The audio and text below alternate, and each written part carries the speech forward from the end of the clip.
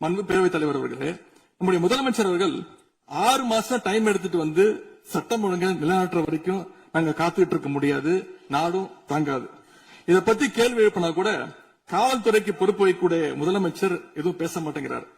To remain silent in the face of evil is itself evil அப்படின்னு ஒரு பழமொழி உண்டு. அது யாருக்கு பொருந்ததோ இல்லையோ இந்த அரசுக்கு சரியாக பொருந்தது. மாண்புமிகு பேரவைத் தலைவர் அவர்களே, இப்ப நான் சொன்ன இந்த பிரச்சனைகள்லாம்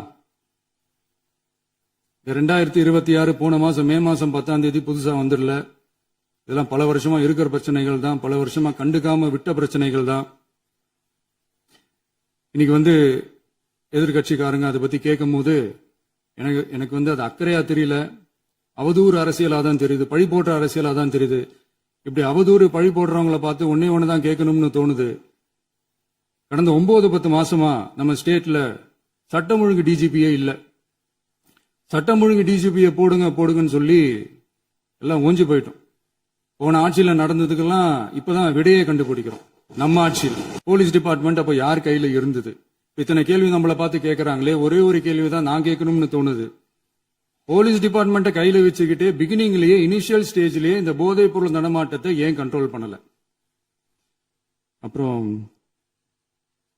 நேத்து எதிர்கட்சி தலைவர், மாண்புமிகு எதிர்கட்சி தலைவர் பேசும்போது நிறைய பேசினாங்க. அதுல ஒண்ணு மட்டும் அரசு சொல்றதா நினைச்சுக்கிட்டு நம்மள இன்டைரக்டா ஈவில் அப்படின்ற அந்த வார்த்தையை யூஸ் பண்ணாங்க. எனக்கு ஒன்னே ஒண்ணுதான் சொல்லணும்னு தோணுது. ஈவில்ஸ்னு டெவில்ஸ் பேசக்கூடாது.